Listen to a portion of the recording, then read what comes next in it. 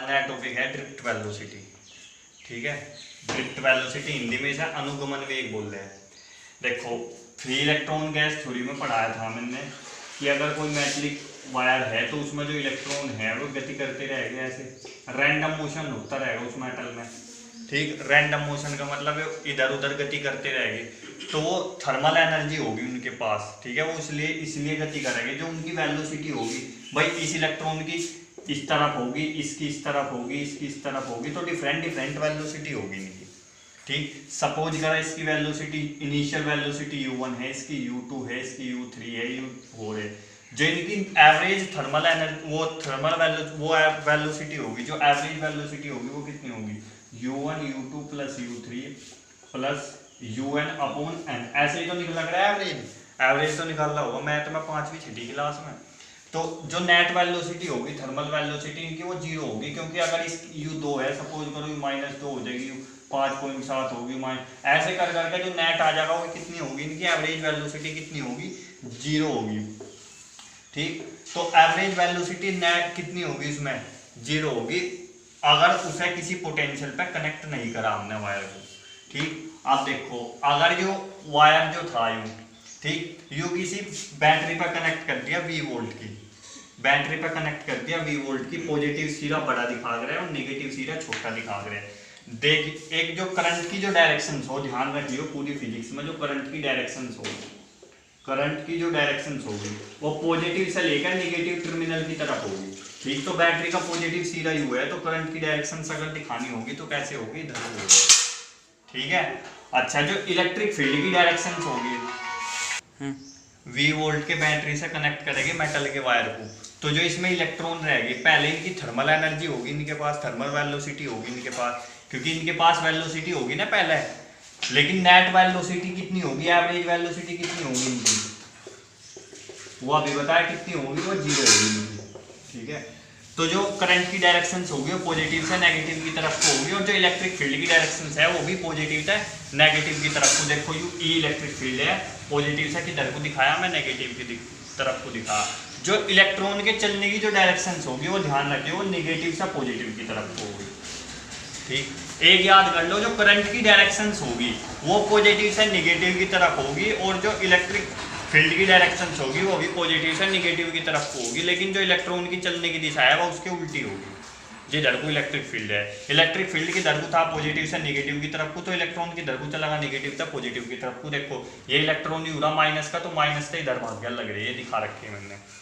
तो जैसे ही V volt के पोटेंशियल से इसे कनेक्ट करेंगे, ठीक, सपोज करा इस मेटलिक वायर की लेंथ जो है वो कितनी है, L है, तो इसमें इलेक्ट्रॉन रहेंगे,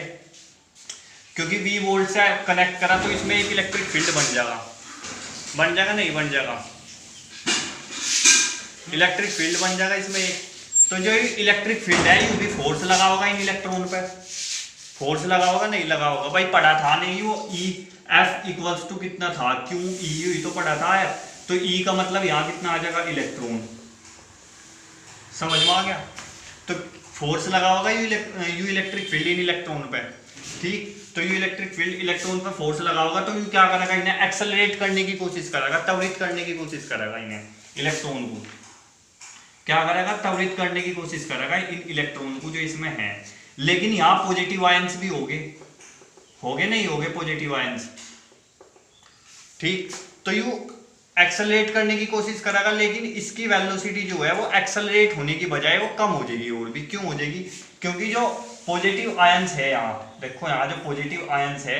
ये जो इलेक्ट्रॉन है ये उनसे टकराओगे, पॉजिटिव आयंस से टकराओगे, तो जो इनकी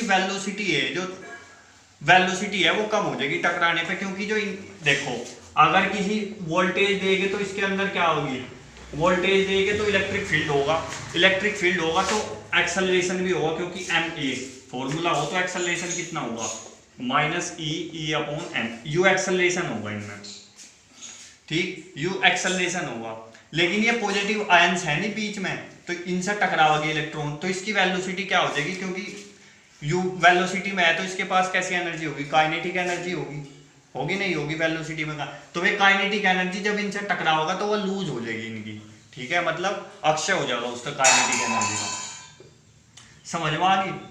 तो इनकी जो वेलोसिटी है वो क्या कर जाएगी, घट जाएगी, और भी और जो एक वेलोसिटी होगी एक निश्चित वेग से ये इस इलेक्ट्रिक फील्ड के अपोजिट गति करना स्टार्ट कर देंगे, उसे बोल लगे अनुगमन वेग, उसे बोल लगे ड्रिफ्ट वेलोसिटी। समझ में आ गया? आया नहीं? देखो एक बार और, अगर मैं वोल्टेज दिया, मैं किसी मेटल के कंडक्टर को, ठीक है, वोल्टेज दिया तो इसमें एक इलेक्ट्रिक फील्ड डेवलप हुआ, एक इलेक्ट्रिक फील्ड डेवलप हुआ तो जो इलेक्ट्रॉन है इन पर फोर्स लगेगा, ये फोर्स लगेगा नहीं लगेगा, तो ये फोर्स लगेगा तो ये क्या करेगा, इन्हें एक्सेलरेट करने की कोशिश करेगा, त्वरित करने की कोशिश करेगा, लेकिन बीच में पॉजिटिव आयंस है, ये इनसे टकराओगे, ठीक है, इलेक्ट्रॉन्स किससे टकराओगे, पॉजिटिव आयंस है, ये जो पॉजिटिव आयंस है ना यहाँ, ये इलेक्ट्रॉन इनसे टक्कर करेंगे तो इसके बाद इनकी जो एनर्जी है वो तो और भी कम हो जाएगी टकराने की वजह से, काइनेटिक एनर्जी, तो ये उसकी डायरेक्शंस में, इलेक्ट्रिक फील्ड की डायरेक्शंस में एक निश्चित वेलोसिटी से, एक कांस्टेंट वेलोसिटी से जाना स्टार्ट कर देंगे इस इलेक्ट्रिक फील्ड की अपोजिट डायरेक्शंस में। इलेक्ट्रिक फील्ड इधर को है तो इलेक्ट्रॉन की इधर को भागना स्टार्ट कर देंगे, इधर को भागना स्टार्ट कर देंगे कांस्टेंट वेलोसिटी तक, तो उस वेलोसिटी को बोल देंगे ड्रिफ्ट वेलोसिटी। देखो लिखी मैं डेफिनेशन, द एवरेज वेलोसिटी, जो एवरेज वेलोसिटी है acquired by free electrons, free electrons के द्वारा जो प्राप्त करी गई है along the length of a metric conductor, metallic conductor के अलोंग, ठीक है, अंडर ए पोटेंशियल डिफरेंस, यहाँ लिख लो under a potential difference, under a potential difference across the conductor, conductor के अक्रॉस पोटेंशियल डिफरेंस लगा रखा opposite to the electric field, electric field देखो, इलेक्ट्रिक फील्ड इधर को है तो इलेक्ट्रॉन किधर को भाग रहा, इधर को, is known as the drift velocity, आया हुआ है पेपर में, बहुत इंपॉर्टेंट है। तो अनुगमन वेग वह वेग है अगर किसी कंडक्टर को v पोटेंशियल दे दे और उसमें e इलेक्ट्रिक फील्ड जनरेट हो जाए, तो एक जो उसके इलेक्ट्रॉन्स है, जो मेटेलिक वायर के जो इलेक्ट्रॉन्स है, एक कांस्टेंट वेलोसिटी, एक निश्चित वेग प्राप्त कर लेंगे, और किसकी अपोजिट, किसके विपरीत दिशा में, इलेक्ट्रिक फील्ड की दिशा में, ठीक है, विपरीत दिशा में, और उस वेग को बोल लेंगे अनुगमन वेग, ठीक है, समझ में आ गया? देखो अगला टॉपिक है relation between electric current and drift velocity. Drift velocity तो आगे भाई समझ में क्या हो। देखो इलेक्ट्रिक करंट का मतलब जो विद्युत धारा और अनुगमन वेग में संबंध, ठीक है, ये पूछ लिया, आया हुआ है इस पेपर में, एक दो बार आ रहा, ठीक है। देखो अगर ये मेटलिक कंडक्टर था, ठीक, बैटरी लगा कर दिखा रहा मैं, ई इलेक्ट्रिक फील्ड था, उसकी डायरेक्शंस किधर थी, इधर थी, सपोज करो पॉजिटिव नेगेटिव, तो इलेक्ट्रॉन की डायरेक्शंस किधर होगी, ड्रिफ्ट वेलोसिटी किधर होगी, इधर होगी, होगी नहीं होगी, उसके अपोजिट डायरेक्शंस में होगी,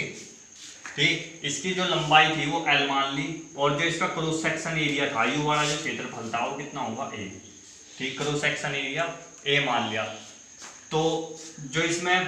बताना हमें कि I और VD में, VD ड्रिफ्ट वेलोसिटी मान ली मैं, सपोज करा VD क्या है, ड्रिफ्ट वेलोसिटी ऑफ इलेक्ट्रॉन, तो लिख लो यहाँ let VD is drift velocity of electron, ठीक है। सपोज करा जो स्मॉल n है वो number of electron per unit volume, ठीक, number of electron per unit volume का मतलब है अगर 1 मीटर क्यूब की वॉल्यूम है तो उसमें n इलेक्ट्रॉन है, ठीक है, 1 मीटर क्यूब की वॉल्यूम में कितने इलेक्ट्रॉन मान ली, में n इलेक्ट्रॉन मान ली, ठीक। तो यहां लिख लो let n is the number of electron per unit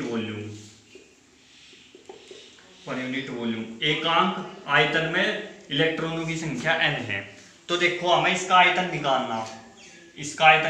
तो आयतन कितना हो भाई, length multiply breath into height, ये तो पढ़ा था मैथ में, ये तो पढ़ रखा, length multiply breath into height, ये तो पढ़ा होगा आयतन। तो देखो यहाँ जो लेंथ होगी वो तो LB को कितना लिख सके, A लिख सकूँ एरिया, LB को तो A लिख सके हम, लेंथ इनटू ब्रेथ, ठीक। तो जो इसमें वॉल्यूम होगी वो होगी, इसमें वॉल्यूम कितनी होगी, अगर इसकी वॉल्यूम निकालने लगे तो कितनी होगी यहाँ, A इंटू VD, ये तो पढ़ा होगा। देखो अगर इसमें जो इलेक्ट्रॉन निकालने मुझे इसमें से कितने इलेक्ट्रॉन निकल ले, इधर से कितने इलेक्ट्रॉन निकल रहे हैं, तो इसकी वॉल्यूम कितनी होगी, A into V D, area into V D. V D कैसे लिखा मैंने, 1 सेकंड में कितने निकल रहे, देखो वी डी कितना हो, मीटर अपॉन सेकंड हो है, और एरिया कितना हो, मीटर स्क्वायर हो, एरिया की यूनिट मीटर स्क्वायर हो, तो मीटर क्यूब बन गया ना, मीटर क्यूब, तो क्या होगा, ये वॉल्यूम होगा पर सेकंड। ठीक, तो 1 सेकंड में कितने इलेक्ट्रॉन निकल रहे हैं इसमें, था ए वी डी, समझ में आ गया। और टोटल वॉल्यूम कितनी होगी इसकी, ए वी डी होगी वॉल्यूम, तो वॉल्यूम, तो नंबर ऑफ इलेक्ट्रॉन कितने हो गए भाई, एक यूनिट में एन है, तो एवीडी में कितने हो गए, एन ए वी डी। ठीक है, अच्छा, let T be the time, T time बनना, ठीक है, जितने टी टाइम में, तो 1 सेकंड में तो इतने निकल रहे इलेक्ट्रॉन यहाँ को, तो नंबर ऑफ इलेक्ट्रॉन लिख लो यहाँ, passing through 1 second, passing through 1 second, 1 second में कितने इलेक्ट्रॉन निकल रहे, इतने इलेक्ट्रॉन निकल रहे, तो टी सेकंड में कितने निकलेंगे, in T second, T second में कितने निकलेंगे, number of electron capital N मान लो मैं, कितने हो गए, एन ए वी डी और इंटू टी, टी का मतलब टाइम। ठीक, तो करंट निकालना हमें, आई कितना हो, क्यू अपॉन कितना होगा, टी, तो क्यू कितना है, टोटल चार्ज, तो एक इलेक्ट्रॉन, टोटल इलेक्ट्रॉन कितने हैं, एन, भाई total number of electron N है, तो चार्ज कितना होगा, टोटल चार्ज कितना होगा, वो कितना होगा, एन ई, ये तो पढ़ा था क्यू इक्वल्स टू एन पहले चैप्टर में, तो यहाँ एन की वैल्यू रख दोगे तो कितना आ जाएगा, ये N E A V D और इंटू टी। ठीक है, या इक्वेशन फर्स्ट मान लो, यू चार्ज होगा, टोटल चार्ज लिख लो यहाँ, तो आई की वैल्यू ऊपर रख दो, N E A V D और टी अपॉन टी, टी तक ही कैंसिल होगा, तो आई कितना आ जाएगा, N E A V D. ठीक है, यू होगा ड्रिफ्ट वेलोसिटी और इसमें संबंध, ड्रिफ्ट वेलोसिटी और करंट में संबंध, समझ में आ गया, तो ये लिख लो।